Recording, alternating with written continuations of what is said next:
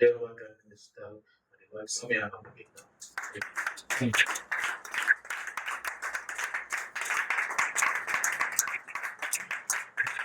దేవుని నామములో మీ అందరికి వందనాలు.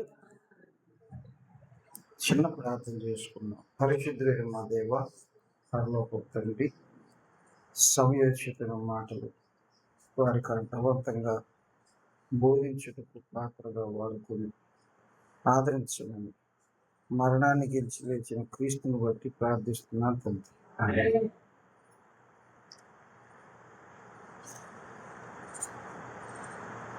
మొదటి కొరింథీయులకు రాసిన పత్రికలో 11వ అధ్యాయం 23వ వచనం 24వ వచనం చదువుకుందాం. నేను మీకు అప్పగించిన దానిని ప్రభువు వలన పొందితిని. ప్రభువైన యేసు తాను అప్పగింపబడిన రాత్రి ఒక రొట్టెను ఎత్తుకొని కృతజ్ఞతాస్తుతులు చెల్లించి దానిని విరిచి, ఇది మీ కొరకైన నా శరీరము, నన్ను జ్ఞాపకం చేసుకున్నటకై దీన్ని చేయుడని చెప్పెను. చాలా నన్ను జ్ఞాపకం చేసుకోవటానికి దీనిని చెయ్యండి. యేసయ్యను జ్ఞాపకం చేసుకోవాలని బ్రతిలాడుతున్నాడు. ఎందుకంటే ఆయనకేదో వచ్చుద్దని కాదు, మనం మన జీవితాలు దీవించబడి మనం ఎవరు, ఎక్కడ వారం, ఎక్కడికి నుంచి వచ్చాం, మళ్ళీ ఎక్కడికి వెళ్ళబోతున్నాం, మన యొక్క ప్రవృత్తిలో మనకు కలిగిన మహిమేంటి, ఇవన్నీ తెలుసుకొని నీవు అభివృద్ధి చెందాలని ప్రభు ఏం చేస్తున్నాడంటే నన్ను జ్ఞాపకం చేసుకో అంటున్నాడు. ఎందుకు ఇంత స్పష్టంగా చెబుతున్నాడంటే మనిషి చాలాసార్లు దేవుని యొక్క ఔన్నత్యాన్ని మర్చిపోయారు.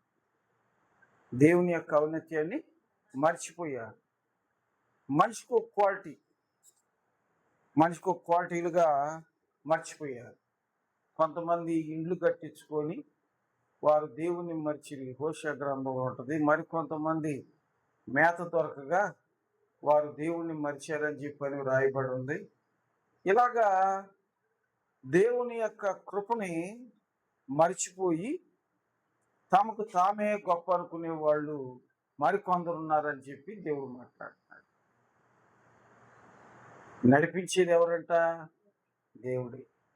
నడిపించేది దేవుడే, నడవడానికి శక్తినిచ్చింది దేవుడే. కాలేబు అంటాడు, నేను 40 ఏళ్ల క్రిందట ఎలాగున్నాను ఇప్పుడు అలాగే ఉన్నాను, అదే శక్తి కలిగి ఉన్నాను అని చెప్పంటాడు. ఎందుకని అంటే వాళ్ళు బయలుదేరినప్పుడు వాళ్ళ చెప్పు తెగలేదంట, వాళ్ళ వస్త్రం పాతకిల్లలేదు, వాళ్ళ కాళ్ళు వాయలేదు.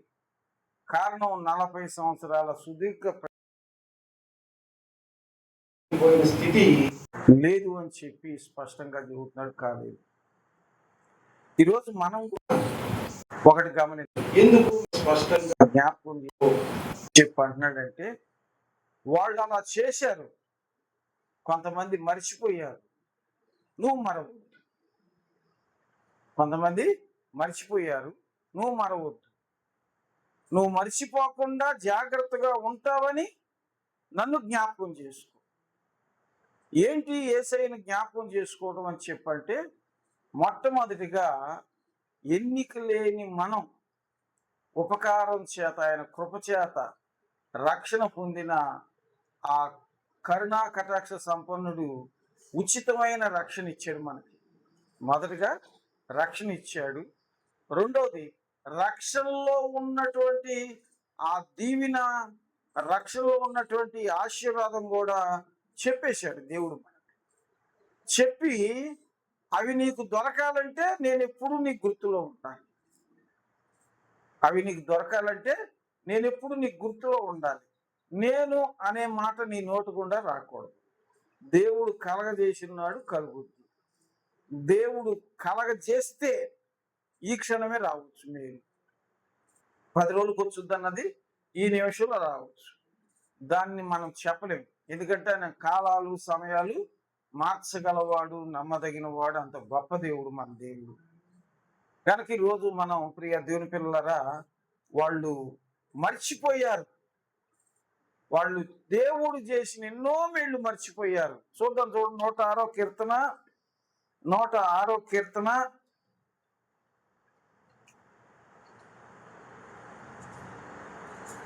13వ వచనం చదువుదాం. 106వ కీర్తన 13వ వచనం. ఆయన చేసిన కార్యాలు వెంటనే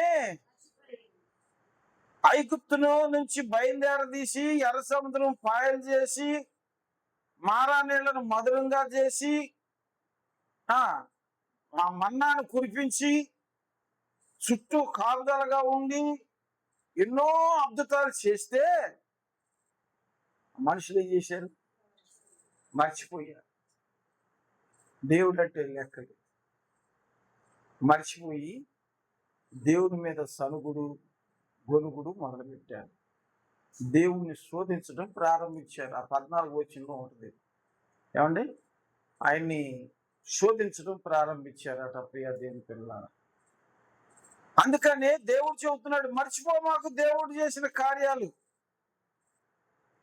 దేవుడు చేసిన ప్రతి కార్యానికి నువ్వు కృతజ్ఞత కలిగి ఉండాలే గాని శోధించే వ్యక్తిగా ఉండకూడదు. నా సొంత నిర్ణయం జరగలేదండి, నా సొంత ఆలోచన నెరవేరలేదంటే కాదు.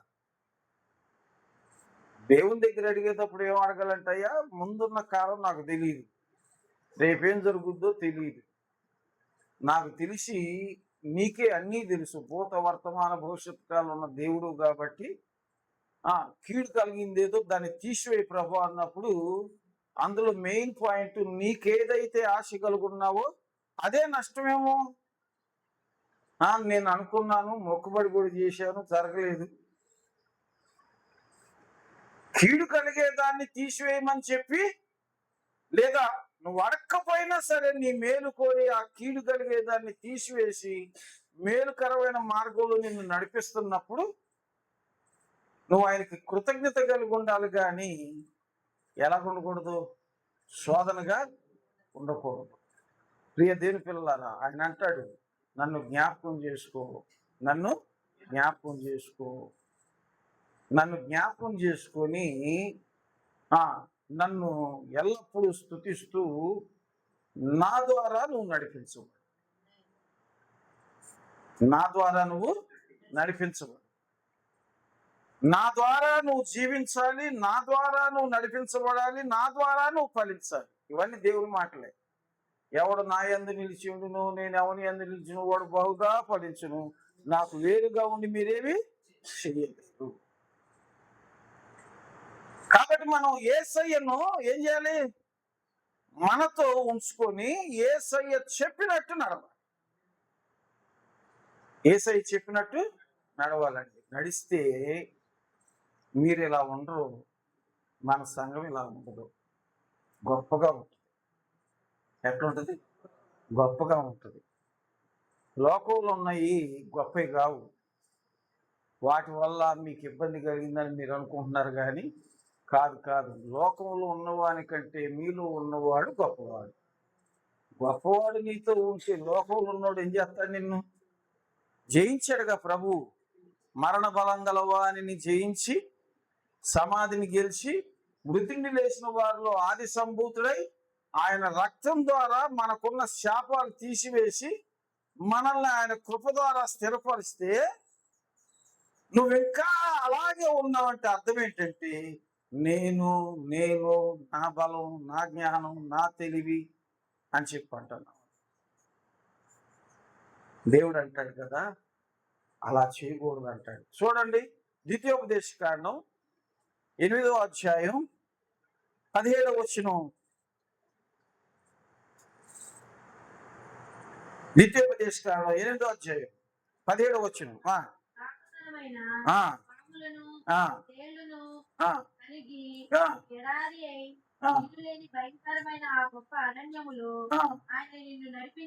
ఆయన నిన్ను నడిపించును. రాతి బండ నుండి నీకు ఆ నీళ్లు తెప్పించి నీళ్లు తెప్పించును. తుదుకు నీకు మేలు చేయవలనని ఆ నిన్ను అణచుటకును అనొచ్చుటకును. శోధించుటకును ఆ నీ పితరులు ఎరగని మన్నాతో నిన్ను ఆ అరణ్యమును నిన్ను పోషించు. పోషించి అయితే మీరు మా స్వార్థ్యమును సామర్థ్యమును మా బాహుబలమును ఇంత భాగ్యము నాకు కలగజేసినని అనుకొందురేమో. అనుకుందరేమో. కాగా నీ దేవుడైన యెహోవాను ఆ జ్ఞాపకం ఎవరిని జ్ఞాపకం చేసుకోవాలి? ఆ చేసుకోవాలి. చాలమ్మా. ఏంటంట? నువ్వు యేసయ్యను జ్ఞాపకం చేసుకోవాలి. నీకు సామర్థ్యం ఇచ్చేది దేవుడు, నలుగురిలో గౌరవం ఇచ్చేది దేవుడు, నలుగురిలో పేరు పరపతి ఇచ్చింది దేవుడే. అన్ని ఇచ్చిన దేవుణ్ణి మర్చిపోయి నేను కష్టపడి ఎంత వచ్చానండి. అక్కడ కష్టపడిన వాళ్ళందరూ ఎంతో మంది రైతులు ఏం తాగుతున్నారు? ఏండ్రు బుడ్లు తాగుతున్నారు. కొంతమంది పారిపోతున్నారు, అప్పులు పాలైపోయి నానా రకాలుగా బాధలు పడేవాళ్ళు లేకపోలేదు. అప్పులు తీసుకొచ్చి కౌలుకు తీసుకొని ఈ సంవత్సరం పండుద్ది, ఈ సంవత్సరం పండుద్దని అయిపోయిన వాళ్ళు లేకపోలేదు. ఏమండి?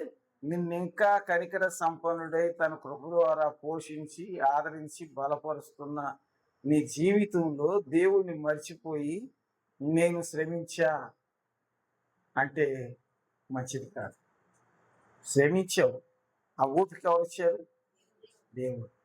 ఏరయ్య గారు అనేవాడు, వాళ్ళంతా నిప్పులు పొందాయి గారు, అసలు ఇప్పుడు ప్రార్థనకు వచ్చేవాడు కాదు, ఈ రేత్రి ప్రార్థనకి నేను ఇందాక దాకా అలసిపోయి వచ్చానండి అని అన్నాడు. మళ్ళీ తెల్లరగాడు పొద్దున్నే 3 గంటలకు 3:30కు లేచి నీళ్లు కట్టాలని చెప్పి కలుపుకుని పొలం కాడికి వెళ్ళిపోయాడు. ఎలాగుంది? రాత్రి ప్రార్థనలోనేమో ఒళ్ళంతా పులకరిచ్చిందంటే కష్టం అండి. రేపు పొద్దున ఈ పని నేను చేయలేనండి అని చెప్పని కూర్చున్నాడు. ఉదయాన్నే లేచి వెళ్ళిపోయి నీళ్లు కట్టడానికి వెళ్ళిపోయాడు. ఏమండి? సామర్థ్యం ఎవరిది? సామర్థ్యం ఎవరిది? దేవుంది. అందుకని దేవుడు కూడా ఎవరు అనుకూలస్తులో బాగా ఆలోచిస్తాడు దేవుడు. ఏమండి? బాగా ఆలోచిస్తాడు దేవుడు. ఏదైనా చెయ్యాలన్నా కానీ నువ్వు దానికి ప్రతిఫలంగా ఆయన కృతజ్ఞత కలుగుంటావా లేదా అని చూస్తాడు దేవుడు. ఏమండి? అది న్యాయాధిపతుల గ్రంథం 7వ అధ్యాయం 2వ వచనం చూడండి. న్యాయాధిపతుల గ్రంథం 7వ అధ్యాయం 2వ వచనం.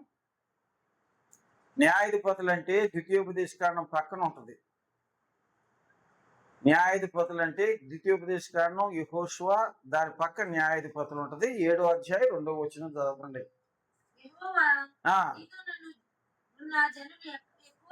ఎక్కువ మంది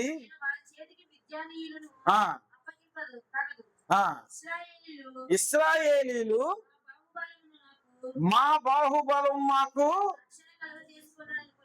అని అనుకుంటారు. ఏమనుకుంటారు? జనం మేము శ్రమించామనుకుంటారు, నన్ను గుర్తు చేసుకోరు. అందుకని నిన్ను 10 సార్లు పరిశోధిస్తాడు దేవుడు. నువ్వు అనుకూలంగా ఉంటావా? దేవుడు చేసిన మేలని చెబుతావా? లేదంటే హాయ్ నేను ఈరోజు చూడు ఎలాగున్నాను, నా కష్టం, నా తెలివి, నా బాహుబలం అంటారు. అలా ఉండకూడదు. నీకు తెలివితేటలు ఇచ్చేది కూడా ఎవరంట? ఇర్మియా గ్రంథం 9వ అధ్యాయం 23వ వచనం. 23వ వచనం. యెహోవా ఇలాగు సెలవిస్తున్నాడు, జ్ఞాని తన జ్ఞానమును బట్టి శూరుడు తన శౌర్యమును బట్టి అతిశయింపకూడదు. బట్టి అతిశయింపకూడదు. అనగా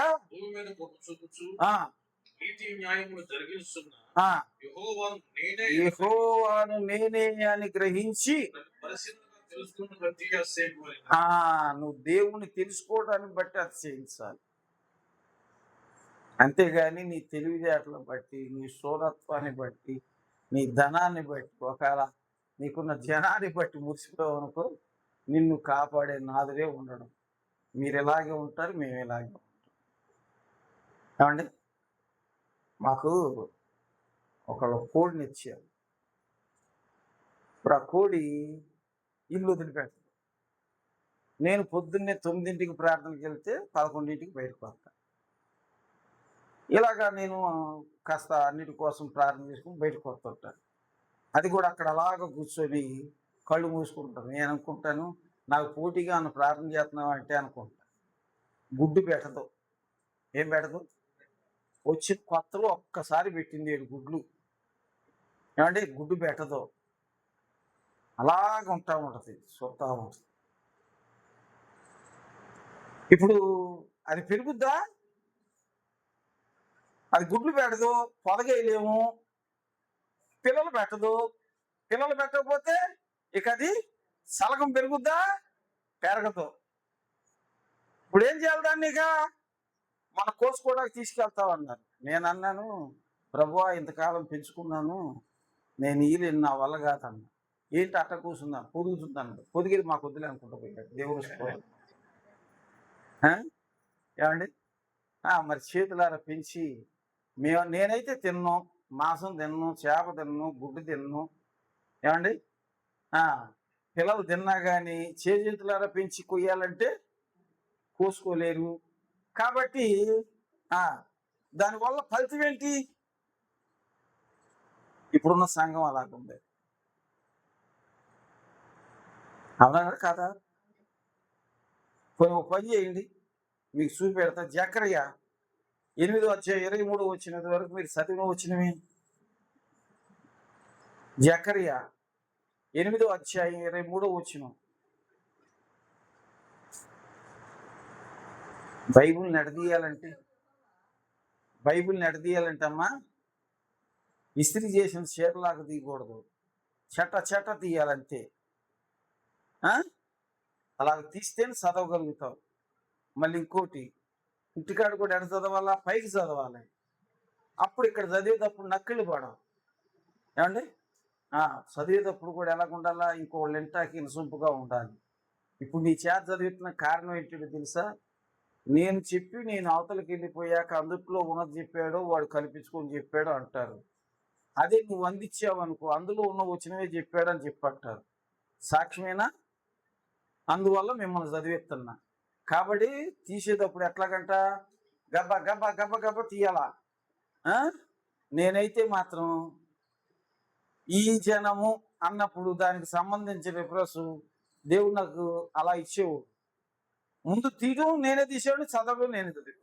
యోనా గారి దగ్గర అంత ఫాస్ట్గా ఉండేవాడు. ఏమండి, అలాగ చదవాలి, అందియాలి, వాక్యాన్ని అందియాలి. కనుక గమనించండి, అక్కడ 8వ అధ్యాయం 23 వచ్చిన. జకర్యా 8వ అధ్యాయం. ఏమనగా ఆ దినములలో ఆయా భాషలు మాట్లాడు అన్య జనులలో 10 మంది ఒక యూదుని చెంగు పట్టుకొని దేవుడు మీకు తోడుగా ఉన్నాడని వినబడింది, మేము మీతో కూడా వస్తామని. ఇప్పుడు చెప్పట్లేదంటే ఎవరు లేరు నీ దగ్గర? ఎవరు లేరు? ఏమండి చెప్పాలి, ఎవరు లేరు నీ దగ్గర? ఒప్పుకోవాలని ఉందన్నట్టు. దేవుడు ఎందుకు లేడు? ఎందుకని నీ ప్రార్థనలకు ఇచ్చట్లా? మీరు నిలవబడి ప్రార్థన చేయనప్పుడల్లా నీకు విరోధం ఉన్న వారిని ఏం చేయాలి? నువ్వు ఏం చేయాలా? క్షమించాలి. మనపూర్వకంగా ఏం చేయాలా? క్షమించాలి.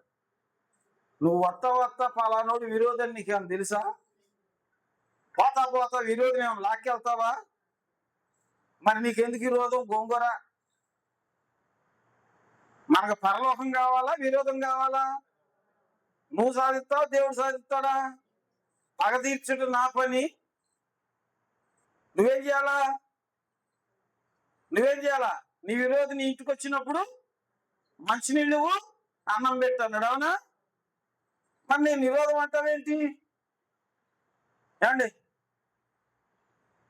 అట్టయితే ఏం ప్రార్థన జరుగుద్ది? ఎవరు వస్తారు ఇక్కడికి? నేను ఇంకా అనుకున్నాను, ఓహో 2 నెలలు ఆపేశాడు మా అబ్బాయి. మా అబ్బాయి వ్యక్తిగతంగా చేసి ఈ పాటికి ఒక 50 మంది ఉంటారు అనుకున్నాను నేను. ఏమండి? మారలా. ఎక్కడేసావు గొంగలంటే ఎక్కడ ఉంటుంది? వేసిన చోటే ఉన్నానంటుంది. ఏమంటుంది? కారణం ఎవరు? కారణం ఎవరు? విశ్వాసే. దేవుడు నీతో ఉన్నాడని మాకు వినబడింది. నువ్వు చూపించాలిగా దేవుణ్ణి, అవునా? నీలో దేవత్వాన్ని చూపియాలిగా, నీలో దేవుడు నిండిపోయి ఉండాలిగా, అవునా కదా? అలా నిండినప్పుడే నీవు ఇహపరాల్లో దీవించబడినట్లు లెక్క. అలా నిండాలి.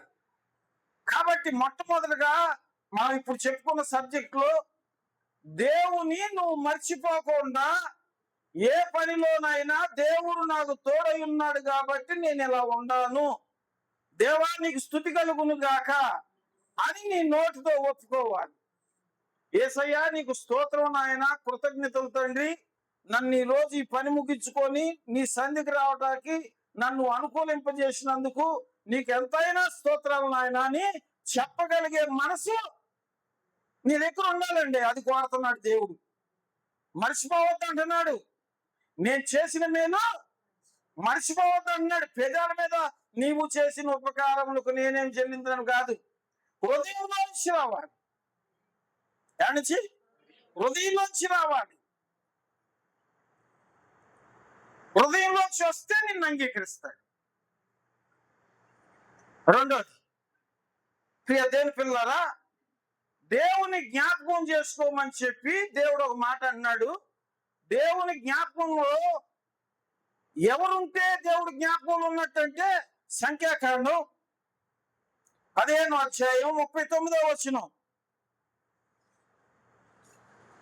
సంఖ్యాకాండం 15:39.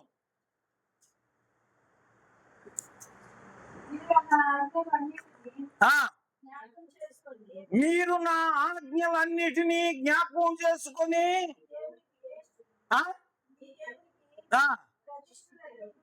ప్రతిష్ఠులై ఉండునట్లు ఆశింపక. అది వద్దులేమ్మా. మనకు కావాల్సిన పాయింట్ ఏంటంటే ఆజ్ఞలను జ్ఞాపకం చేసుకో. గైకొనమని కాదు, జ్ఞాపకం చేసుకో. అక్కడ రాయబడిందా? జ్ఞాపకం చేసుకొని ఆజ్ఞలు ఏం చేయాలా? గుర్తుపెట్టుకో. గుర్తుపెట్టుకో. ఆజ్ఞలు ఏం చేయాలా? గుర్తుపెట్టుకోవాలి. గుర్తుపెట్టుకొని ఆయన కనపరచాలి. ఏమండి? ప్రధానమైన ఆజ్ఞ, భయంకరమైన ఆజ్ఞ, దీవెనకరమైన ఆజ్ఞ ఏంటిదంటే పునరుద్ధాన దినాన్ని నువ్వు మరవకూడదు. ఏం చేయకూడదు? పునరుద్ధాన దినాన్ని ఎందుకని మరవకూడదు? ఏంటి ఆ పునరుద్ధానంలో ఉన్న గొప్పతనం ఏంటి? నీకు తెలుసది? ఆదివారం రోజునే మనం ప్రార్థన చేసుకోవడంలో ఆంతర్యం ఏంటి? ఆయన మన కొరకు మరణ బలం గలవాణిని జయించి ఆదివారం నాడు తెల్లవారుజామున తిరిగి లేచాడు. దేవుని స్తోత్రం, హల్లెలూయా. వాడి వల్లే మనకేం కలుగుతుంది? ఆ మరణ బలం గలవాడు ఏం చేస్తున్నాడు? ఏమండి? ఆజ్ఞను హేతువు చేసుకొని మనల్ని బలహీనపరిచి మరణానికి దారి తీస్తున్నాడు. ఏం చెప్తున్నాడు? మరణానికి దారి తీస్తున్నాడు. అరే నీ పొరుగు అని భార్యని ఆశింపుకురా అన్నాడు. వీడు అదే ఆశపడుతున్నాడు. అరే నీ పొరుగు అని సొమ్ముకు ఆశపడమాకరా అంటే వీడు అదే ఆశపడుతున్నాడు. కారణం ఏంటి? ఆజ్ఞను హేతువు చేసుకుని నిన్ను నశింపజేయటానికి సాతాను నీ పైన బలమైన స్థితిలో ఉన్నాడు.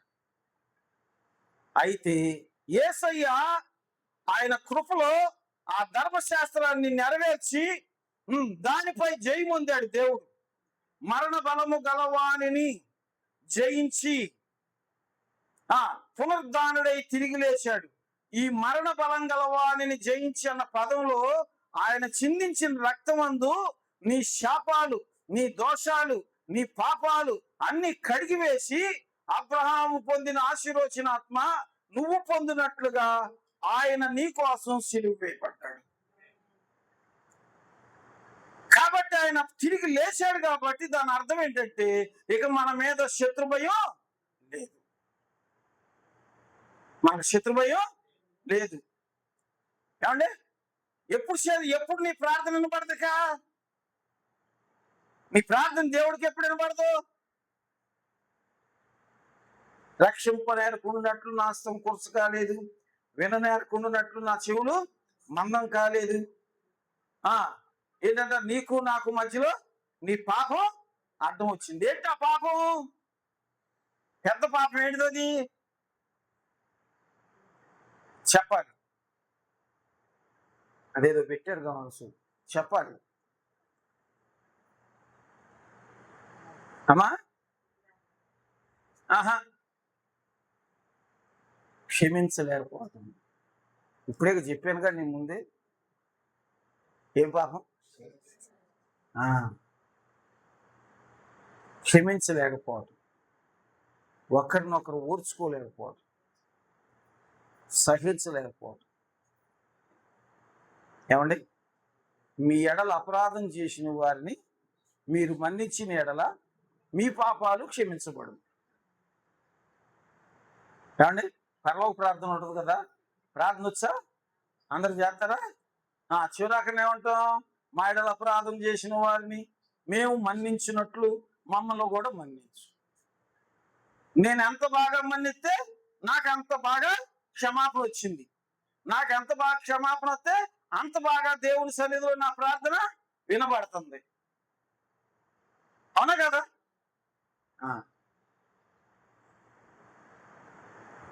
కాస్త అవగాహన కలిగి మనం నడవాలి. అంతేగాని ఎలా పడితే అలాగని ఒకవేళ ఏశావు యాకోబు ఇద్దరు అన్నములే, ఓ తల్లి పుట్టినోళ్లే, దేవుడు సమాధానపరిచాడు, కలిసి నడవలేదు. నడిచారా? కలిసి నడవలేదు. ఏశావు వెళ్ళిపోయాడు. 400 మందితో వచ్చాడు, 400 మందితో వెళ్ళిపోయాడు. అయ్యా, నా పాడి గొర్రెలు ఉన్నాయి, ఈనమోపు గొర్రెలు ఉన్నాయి, స్పీడ్గా నడిపిస్తే అవి చనిపోతాయేమో, నేను నిదానంగా వస్తాను, మీరు వెళ్ళండి అన్నాడు. తన దారి వేరు, ఇతని దారి వేరు. అవగాహనతో జ్ఞానం కలిగి భక్తి చేయాలి చేసేవాడు. అందుకని ఇక్కడ ప్రభునందు ప్రియమైన పిల్లరా, ఆజ్ఞ జ్ఞాపకం చేసుకో. నేను ఇచ్చిన ఆజ్ఞను జ్ఞాపకం చేసుకో. పునరుద్ధాన దినాన్ని దాని వినియోగానికి పాటించు. ఏంటట? అంతేగాని నేనంటే ఏమనుకున్నావు? మా ఊర్లో ఒక ఆయన ఉన్నాడు. ఏమండి, ఈయన కనుక బతికాడంటే మున్సిపల్ గారు ఊరంతా మారిపోద్దండి అన్నాడు. బతికాడు, ఊరు మారలా, ఇంకా చెడిపోయింది. ఇంకొకళ్ళు అన్నారు, నేను కనుక బాగుంటే నేను ఎంత చేయాలో అంత చేస్తాను, ఏం చేయాలనేది చేస్తాను. ఏం చేయాలన్నప్పుడు నువ్వు బాగుపడు, ఇంకా దేవుడు ఎందుకు? అవునా కదా? ఏం చేయాలన్నా చేస్తానన్నప్పుడు బాగుపడు, దేవుడు ఎందుకు? ఇంకా ఎప్పుడు నీ ప్రాణం పోతుందో తెలుసా? ప్రాణం రేపు పోతుంది నీది అంటే ఎంత విలువలాడతావు నువ్వు. అవునా? దీనికి ఎంత గొప్ప చేసుకుంటాము. ఒకవేళ ఒక ఆయన అంటున్నాడు, జర్మనీ ఒక ప్రవక్త చెబుతున్నాడు, ఇది ఆఖరి తరము, యేసయ్య రాకడ వస్తుంది, ఇదే ఆఖరి తరము అంటున్నాడు. నేనైతే ఇది ఆఖరి తరం అన్నాను. ఎందుకంటే మొదటి రాకడలో ఎత్తబడే వాళ్ళు స్త్రీని ముట్టని వారు, నోటి మాటలు అబద్ధం లేని వారు, యథార్థవంతులు ఎత్తబడతారు మొదటి రాకడ. స్త్రీని ముట్టని వారు, నోటి మాటలో యథార్థత కలిగిన వాళ్ళు, వ్యక్తిగతంలో యథార్థంగా ప్రవర్తించిన వారు మొదటి రాకడలో ఎత్తబడతారు. రహస్య రాకడ అది. రెండో రాకడ ఎప్పుడు మరి? ఆయన రావాలా, భూమి మీద యుద్ధాలు జరగాలి, 1000 ఏళ్ల పాలన జరగాలి, అయిపోయాక అప్పుడు అందరు ఎత్తపడతారు. అప్పుడు పరిస్థితులు వేరుగా ఉంటాయి. గనక ప్రియ దేవుని పిల్లలు గమనించండి, యేసయ్య చెప్తున్నాడు, ఆజ్ఞ జ్ఞాపకం చేసుకో, నిన్ను వలె నీ పొరుగు వారిని ప్రేమించు, నీ దేవుడే యెహోవాను జ్ఞాపకం చేసుకో. దేవుడు చెబుతున్న మాటలు ఏమండి? ఒకవేళ ఆజ్ఞ నువ్వు గైకొన్నావు అనుకో, నీ పరిస్థితి ఎలాగుంటుంది చూడండి. యోహాను రాసిన శుభవార్త 14వ అధ్యాయం 21వ వచనం 23వ వచనం చదువుతాం.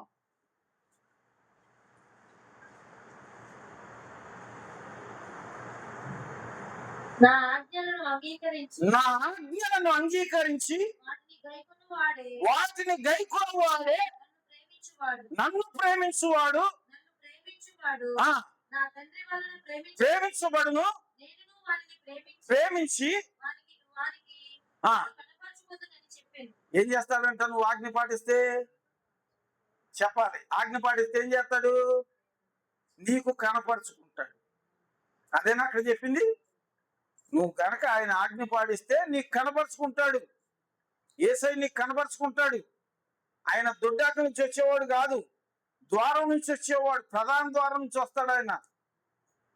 మీలో ఎవరికైనా దొడ్డాక నుంచి వచ్చినట్టు లేదంటే పక్క నుంచి వచ్చినట్టు ఉంటే నమ్మకండి. ద్వారం నుంచి రావాలి ఆయన. ఆయన యథార్థవంతుడు, సొంత గొర్రెలను పేరు పెట్టి పిలుచువాడు. ఆయన తన గొర్రెలు ఎరిగిన వాడు కాబట్టి ద్వారం నుంచే వస్తాడు. ఆ గొర్రెల కోసం ఆయన ప్రాణం పెడతాడు. నువ్వు కాదు ప్రాణం పెట్టేది, నీ కోసం ఆయన ప్రాణం పెట్టాడు. కానీ నిన్ను నశింపజేసి తాను కొలకడం. ఏమండి? ఏం చేస్తాడంట? నువ్వు ఆజ్ఞ పాటిస్తే నీకు ఆయన కనపరుచుకుంటాడు. 23వ వచనం కూడా చదవండి.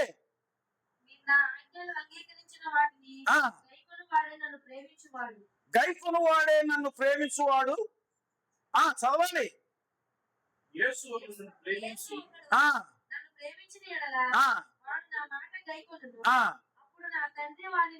ప్రేమించి వచ్చి దేవుని స్తోత్రం. నీ వద్ద ఏం చేస్తాడు? ఇప్పుడు జనాలు ఏమంటున్నారు? ఏమన్నారు నిన్ను? దేవుడు మీతో ఉన్నాడని మాకు వినబడింది, మేము కూడా మీతో. అంటే ఇప్పుడు దేవుడు నీతో ఉండాలంటే నువ్వేం గైకొనాలి? ఆజ్ఞలో గైకొనాలి. ఆజ్ఞ గైకొనకుండా నేను సూర్యుడిని ఇంద్రుడిని అంటే దేవుడు సంతోషపడ్డాడు. ఎవడు దీన మనసు కలిగి నా మాట విని ఒరుగుచుండునో వాడిని నేను దృష్టిస్తాను. దీన మనసు గల వారిని ఎత్తుకుతున్నాడు ఆయన. ఎవరిని? దీన మనసు గల వారిని ఎత్తుకుతున్నాడండి ఆయన. కాబట్టి ఈరోజు మనం ఎలాగ ఉండాలంటే ఆజ్ఞ గైకునే వారంగా ఉండాలి. రెండోది ప్రియ దేవుని పిల్లలారా, ముందు చెప్పింది ఏంటంట? నా బాహుబలము నా తెలివి అనకుండా ఆయన చేసిన ప్రతి ఉపకారాన్ని మరవకుండా ఏం చేయాలా? జ్ఞాపకం చేసుకొని స్తుతించే వారమై ఉండాలి. 3వ మాట చెప్పుకొని ముగించుకుందాం. చూడండి 3వ మాట. ఆదికాండం 1వ అధ్యాయం 26వ వచనం చదువుకుందాం. ఆదికాండం. దేవుడు మన స్వరూపమందు మన పోలిక చొప్పున నరులను చేయుదుము. ఎవరి స్వరూపంలో ఉన్నాం మనం? ఆవు, గేద,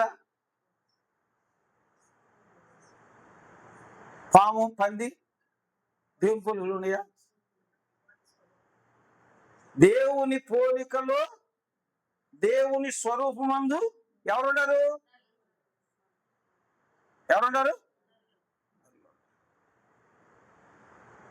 నరుని పోలికలో దేవుడు లేడు, దేవుని పోలికలో నరుడు చేయబడ్డాడు. వాక్యమేనా? ఇప్పుడు చూద్దాం, చూడండి. ప్రసంగి 7వ అధ్యాయం 29వ వచనం. ప్రసంగి 7వ అధ్యాయం 29వ వచనం. ఇది ఒకటి మాత్రము నేను కనుగొంటిని. ఇది ఒకటి మాత్రము నేను కనుగొంటిని. ఏమనగా దేవుడు నరులను యథార్థవంతులుగా పుట్టించిన గాని వారు వివిధమైన తంత్రాలు కల్పించుకొని ఉన్నారు. దేవుడు పుట్టించడు. ఎలా పుట్టించాడు? ఆయన పోలికలో, ఆయన స్వరూపమందు, ఆయన లక్షణాలు, యథార్థమైన లక్షణాలతో మనిషిని కలగజేస్తే మనిషి ఏం చేస్తున్నాడు? తంత్రాలు కల్పించుకుంటున్నాడు. ఏమంటే తెలివితేటలు ఉపయోగించుకుంటున్నారు, ఒకరినొకరు మోసం చేసుకుంటున్నారు, ఒకరినొకరు పడగొట్టుకుంటున్నారు, ఒకరినొకరు హెచ్చించుకుంటున్నారు, నానా విధమైన చర్యలు చేసి దేవుని పోలికను తీసేస్తున్నారు. అరే పశువా మనిషిరా అంటారు కొంతమంది. వీడు రాక్షసుడా మనిషి అంటారు. అంటే ఏమైపోయింది? వాళ్ళు ఆ పోలికలో పోయింది, దేవుని పోలిక పోయింది. దేవుని పోలికలో నిన్ను చేసినప్పుడు నువ్వు దేవుని పోలికలోకి రావాలి. ఎఫెసీయులకు రాసిన పత్రిక 4వ అధ్యాయం 22వ వచనం. 22వ వచనం చదువుదాం. చదవాలా? ఎవరైనా తీస్తే. కావున విషయంలోనైతే మోసకరమైన దురాలోచన, చెడిపోయే ప్రాచీన స్వభావము వదులుకొని నూతన పరచబడిన వారై, భక్తి గల వారై, ఏ పోలికలో రావాలి? ఇప్పుడు నీతి యథార్థత కలిగి దేవుని పోలికలోకి రావాలి. ఇప్పుడు దేవుడు నీకు వరం ఇచ్చాడు. అమ్మా నీవన్న మాట అవునుగాక అనేసాడు. వరం వచ్చింది. ఇప్పుడు వాడు అవగాహన లేకుండా నీది నువ్వు అప్పుండవు, నీ అప్పు అడగడానికి వచ్చాడు, డబ్బులు లేవు అని అబద్ధం ఆడేశావు. అసలు దేవుడు నీకు వరం ఇచ్చిందేంటి? నువ్వు అన్నమాట అవునుగాక అంటే, ప్రభువా నాకు ఎన్నో అప్పులు, ఎన్ని కోట్ల అప్పు ఉంది, అన్ని కోట్ల అప్పు, ఇంత డబ్బు ఇక్కడ వచ్చి ఉండుగాక. నీ నోటికి ఫవర్ వచ్చినప్పుడు అనాలా? అనకుండా నాకు డబ్బు లేవు అన్నాడు. డబ్బు లేవు, ఏం లేవు, డబ్బులు లేవు. ఇప్పుడు డబ్బులు రావాలి. ఇంత అబద్ధం ఆడిందిగా. అది అర్థం మాట్లాడినప్పుడు మళ్ళీ ఇప్పుడు డబ్బులు ఎట్ట వస్తాయి? అవునా? మనిషి అట్ట పాడైపోతున్నా. నీ మాట ఛాన్సాలు చెప్పా. అమ్మా జంగవే తగు ఎట్టొచ్చు చెప్పంటే బెచ్చబెట్టవే అని ఏదో అన్నాడంట. ఎవరెవరెవరా దొంగమొహం కూడా అట్ట ఎట్ట నన్ను బుచ్చుకుండా అంటావంటరా అని చెప్పి. కాదమ్మా ఇట్టొచ్చు తగు, నీ మాటతో అయ్యా అన్నావు, బిడ్డ అని చెప్పి నేను అన్నాను, అది మంచి మాట, సహోదర ప్రేమ. అదే నేను తొందరపడి బెచ్చబెట్టవే అని చెప్పి అట్ట అట్ట అన్నాను అనుకో, ఇట్టా కూర్చుద్దమ్మ తగు. కాబట్టి నువ్వేం చేయాలా? దేశానికి యుద్ధం ఎట్టొచ్చుద్ది? నోరేనా? నోటి మాటలు బట్టేగా. ఇప్పుడు వాళ్ళు దన్నుకొని చచ్చింది, వాడు బాగా చచ్చారు. అధికారులు పెద్ద పెద్ద వాళ్ళందరూ నేలలో బంకర్లు తవ్వుకొని వీళ్ళు ఒకవేళ ఆయుధాలు వేసినా ఆ భూమిలోకి రాకుండా అడుగున బంకర్లో బతికే ఉంటారు వీళ్ళు. ఎట్టగట్ట పాడైపోయేదేవుడు పేదోడు మనం. ఇప్పుడు ఆడేమో ఆయిల్ మీద వేసాడు బాంబులు, ఇప్పుడు ఆయిల్ రావట్లేదు. ఇక్కడ ఆయిల్ ఏమంటున్నారు? మొన్నటి దాకా 90 అన్నది 100 చేశారు, 100 అన్నది 110 చేశారు, ఇప్పుడు 125 అంటున్నారు. ఏమండి? ఇప్పుడు పుల్లు రాలేదు ఎవరికి? అది సంగతి. ఇప్పుడు దేశానికి నోటి మాటే తేడా, ఒక విశ్వాసకి నోటి మాటే తేడా. అందుకని నీ మాట సత్యం పలకాలి. అవునంటే అవును, కాదంటే కాదు. ఒకళ్ళ దగ్గర 10 కోట్లు ఉన్నాయి, దాచుకో. దాన్ని రాని మాకు, ఎదకు రాని పొంగని మాకు. పొంగనంతసేపు పాలు అనుకోరు, పొంగిన తర్వాత పాలు అంటారు. అవునా కదా? దగ్గర 10 కోట్ల రూపాయలు వచ్చిన లేవు, ఎరో ఏమనుకున్నా నేనంటే అని అంటారు. ఏమనుకో ఈ రైతురాడు పోయాడు అనుకో, ఏమనుకుంటాడు పాపం వాడు, అది కూడా తింటాడు పోయా. అవునా కదా? అందుకని నోటి మాట జాగ్రత్త. దైవజనుడని నా దగ్గర ఒక విశ్వాసం ఉంది. దైవజనుడని, మందిరం అని, దేవుడు ఉన్నాడని అస్సలు ఆలోచించదండి. నేను ఒకరోజు మొహం మీద అనేసాను, నీకు దేవుడు, దైవజనుడు, మందిరం అనే భయం ఉందా? ఎప్పుడైనా మాట్లాడడం జాగ్రత్త. దేవుడు తీర్తాడు జాగ్రత్త అనే బట్టి తీర్చాడు, అయిపోయింది. 1,00,000 రూపాయలు తేడా వచ్చి, ఇప్పుడు 1,00,000 రూపాయలు తేడా వస్తే నాకు వచ్చే లాభం ఏంటి? ఏమండి, నాకు 10,000 కానుక పెట్టడానికి వాడు అబద్ధం ఆడుతున్నాడు, వాడికి 1,00,000 పోయింది. వాడికి 1,00,000 పోతే నాకేంటి లాభం? నాకు 10,000 ఇస్తే ఏదో నా అవసరం గడుపుకునేవాడిగా. అవునా? ఇయ్యాలని, నీకు రోగం రావాలని నేను కోరుకో, కానీ అబద్ధవాడు మాకు, పొంగిపో మాకు ఉంటే దాన్ని కాస్త ఇంప్రూవ్ చేసుకో. ఏం చేసుకోవాలా? ఇంప్రూవ్ చేసుకో, బాగుపడు, ఇంకో 1 కోటి రూపాయలు సంపాదించు. అది నిన్ను బలపరచొచ్చాను. కానీ దేవుని కంటే గొప్పదేది లేదు. ఏం లేదు? దేవుడి కంటే గొప్పదేది లేదు. కాబట్టి గమనించండి ప్రియ దేవుని పిల్లలారా, దేవుని దగ్గర ఎలాగుండాలంటే ఆయన పోలికలోకి మనం రావాలి. ఈ పాప స్థితి వదిలేసి అవునంటే అవును, కాదంటే కాదన్నట్టు మన పోలిక మారాలి, నడత మారాలి, ప్రవర్తన మారాలి. ఆయన పిల్లల వల్ల మనం ఉండాలి. 5వ అధ్యాయం మొదటి వచనం చదివి ముగించుకుందాం. కావున మీరు ఆ ప్రియులైన పిల్లల వలె ప్రియులైన పిల్లల వలె దేవుని పోలిక నడుచుకొనుడి. దేవుని పోలికలో నడుచుకొనుడి. ఎలాగుండాలి? వాళ్ళు నడుచుకున్నారంట. ఎవరోళ్ళు? ఏం అధ్యాయం అది? వాళ్ళ గురించి ఏం మాట్లాడుతున్నాడు? దేవుని పిల్లలను పోలి మీరు నడుచుకుంటురి. వాళ్ళు నడుచుకున్నారు, మనం కూడా నడుచుకోవాలిగా. అవునా? మనం కూడా నడుచుకోవాలిగా. మనతో దేవుడు ఉన్నాడని జనం చెప్పాలిగా. దేవుడు మనతో ఉన్నాడని మనం కూడా చూడాలిగా. దేవుడు చూశాను అని సంతోషం ఉండాలిగా. అవునా కదా? దేవుడిని చూశాను, దేవుడు నాతో ఉన్నాడు కనుక నాకు తక్కువ కాదు, ఎప్పటికీ తక్కువ కాదు. దేనికి పిలువబడ్డా నువ్వు? దేవుని దగ్గరికి వచ్చావంటే ఎవరు నువ్వు? దేనికి పిలిచాడు? ఏమండి, కల్తీలు రాసిన పత్రిక 3వ అధ్యాయం 13, 14 వచనాలు.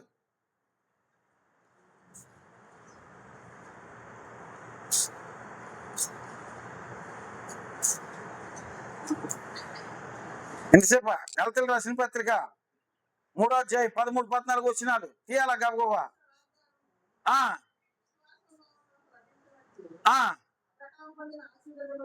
అబ్రహాము పొందిన ఆశీర్వాద వచనము క్రీస్తు ద్వారా అన్ని జనులంటే మనమే, మనకు కలుగుటకై ఆయన శిలువ మీద వేలాడిను. ఇప్పుడు ఆయన రక్తం ద్వారా మనకేం పోయింది? శాపం పోయింది. ఇప్పుడు మనకేం వచ్చింది? ఆశీర్వాదం వచ్చింది. అబ్రహాము పొందిన ఆశీర్వాదం అంటే చెప్తారా? తెలుసా? ఏమ్మా తెలుసా? భార్య పిల్లలు కలవాడు, అవునా? పుష్పక్షాదులు కలిగినోడు, దాసదాసీలు కలిగినోడు, వెండి బంగారాలు కలిగిన వాడు, జనాల మధ్యలో మా మధ్య నువ్వు మహారాజు వలె ఉన్నావా అని పేరు కలిగిన వాడు, దేవునితో సంబంధం ఉన్నవాడు. ఇది అబ్రహాం ఆశీర్వాదం. ఒక భార్య కాదు, ఒకవేళ అబ్రహాంకి 2 పెళ్ళాలని చెప్పి అనుకుంటారేమో. ఏమండి, ఒక్కదానికే ఇది పట్టుకోవాలనుకున్న రోజులు ఇవి. ఇంకోటంటే ఇది పట్టుకోవటమే. అందుకని చెప్పి ఆనాటి అబ్రహాం జ్ఞాపకం చేయి. కనీసం 10వ వంతైనా ఉండాలా? ఇప్పుడు ఆయన 100 రూపాయలు సంపాదించాడు, నువ్వు 10 రూపాయలు సంపాదించాలిగా. అబ్రహాము పొందిన ఆశీర్వచనం నీవు పొందినట్లు నీ కోసం సిలువ వేయబడిన సంగతి నీకు అర్థమైతే ఆయన ఆజ్ఞ గైకుంటావు. నీకు అర్థమైతే ఆయన స్తుతిస్తావు. నీకు అర్థమైతే ఆయన్ని ఘనపరుస్తావు. నీకు అర్థమైతే ఆయన పోలికలోకి వస్తావు. నీకు అర్థమైతే ఆయన ఎప్పుడు జ్ఞాపకం చేసుకుంటూ నీ శరీరం నీ రక్తం తిని త్రాగుతున్నా నేను నీవు నీవే నేను ప్రభువా. ఎవరోళ్ళు? నా మాట కాదమ్మా. యోహాను రాసిన శుభవార్త ముగించుకుందాం. 6వ అధ్యాయం 56వ వచనం చూసి ముగించుకుందాం. నా శరీరము తిని నా రక్తం త్రాగువాడే నా యందును నేను వాని యందును నిలిచి ఉందము. ఎవరిలో నిలిచి ఉంటారంట? ఏం తీసుకుంటే? ప్రభు శరీరం అని ప్రభు రక్తం అని నువ్వు నిజంగా తిని త్రాగితే నీలోకి ఎవరు వస్తారు? యేసయ్య వచ్చేస్తాడు. యేసయ్య నీలో ఉంటాడు, నువ్వు యేసయ్యలో ఉంటావు. ఇప్పుడు భయం ఉందా నీకు? భయం? నాతో దేవుడు ఉండండి, నేను అబద్ధం ఆడకూడదు. ఏమండి? అప్పుడు వచ్చాడు తిన్నగా మరీదు జోలమ్మ గారు ఇంట్లో ప్రార్థన పెట్టి ఆ పక్క ఉంటే మరి బక్క ముత్యాలని ఉన్నాడు. ఆయన దగ్గరికి తాగడానికి వచ్చాడు. నాకు అప్పించినోడు. వాడు అంతకుముందే అన్నాడు, నీ పొరుగు దిగిపోతే అప్పుడు అడుగుతాను అన్నాడు. ఇక్కడ నేనేమో ప్రభు సేవలోకి వచ్చా. కొన్ని వ్యాపారం చేయడానికి డబ్బులు వస్తే అటు ఇటు మార్చొచ్చు. ఇప్పుడు మార్చే యోగం లేదు. వాక్యం చెబుతున్నా ధైర్యంగా. ఈలోపు వాడు వచ్చేది అందూరాన్ని కూర్చొని తాగుతున్నాడు. ఎక్కడ? ఆ వైదేహ్మ గారు అందూరాన్ని కూర్చొని తాగుతున్నాడు. మరి ఆ ఇల్లు అట్లా ఇరుకిరుగ్గా ఉన్నాయి. ఆ మధ్యలో పెట్టే ప్రార్థన. వాడు ఎంక చూస్తుంటే కాళ్ళ ఉంటే కారుతున్నాయి. ఏంటి అయ్యి? చెమట. ఎందుకు? అప్పుండా కదా, కాళ్ళ ఉంటే కారుతుంది. నోటి మాట రాట్లా. కంటి చూపే కానీ నోటి మాట రాట్లా. వాడు తాగేసి వెళ్ళిపోయాక అప్పుడు మాట్లాడు. అంటే ఏంటి? నీ చేత అబద్ధం వాడిచేది ఎవరో? అప్పు. డబ్బు అబద్ధం ఆడిస్తుంది. డబ్బు కావాలి. ఎంత కావాలి? అప్పిచ్చిదో కానీ నీవు అప్పు చేయవు. జనములు ఏందో కానీ జనములు నిన్ను ఏడరు. అంత గొప్పగా దీవించాలి. అంటే వాక్యం ఎంత కూడా అంత గొప్పగా దీవించాలి. దీవిని రావాలంటే నువ్వేం చేయాలా? ఈ 3 పనులు చేయాలి. ఒకటి, దేవుని పోలికలోకి మారాలి. దేవుని ఆజ్ఞ పాటించాలి. దేవుని స్తుతించాలి. యేసయ్య శరీరం తిని రక్తం త్రాగావు కాబట్టి ఆయన శిలువ యాగాన్ని గుర్తు చేసుకొని ఆ శిలువ యాగం ద్వారా నీ శాపం పోయి ఆశీర్వాదం వచ్చిందని జ్ఞాపకం చేసుకొని నువ్వు భయపడి నడిచిన రోజు నీకు దీవెన వచ్చింది. ఆమె దేవుడు అలా మిమ్మల్ని దీవించును గాక. ఆమె ప్రార్థన చేసుకుందాం. చిన్న ప్రార్థన చేద్దాం. అందరం కూడా చిన్న ప్రార్థన చేద్దాం. యేసయ్యా, నీ పోలికలోకి మారునంతగా నాలో నూతన స్వభావం కలగజేయను. ఆయన ఎవడైనా క్రీస్తు నందుంటే వాడు నూతన సృష్టి అన్నావు ప్రభువా. నీ ఆత్మ మా యందుంచి మేము నీ యందును నువ్వు మా యందు నిలిచి ఉన్నట్లు చేస్తానన్నావు నాయన. మేము పనికిమాలిన వారమే, అబద్ధాలు ఆడేవారమే, మోసకారులమే, హెచ్చించుకునే వారమే ప్రభువా. నీవు నాలోకి వస్తే అవన్నీ పోతాయి ప్రభువా. అవన్నీ నాకు వద్దు నాయన. పరలోకానికి విరోధమైంది ఏది వద్దు ప్రభువా. గనక నీ కృపను బట్టి నన్ను నిలువెల్లా కడుగు నాయన. శిలువపై చిందించిన యేసు రక్తంలోని కృప ద్వారా శిరస్సు మొదలు శిరిపాదం వరకు శరీరము, ఆత్మ, జీవంలోని శాపం, పాపం, దోషం తొలిగిపోయి పరిశుద్ధ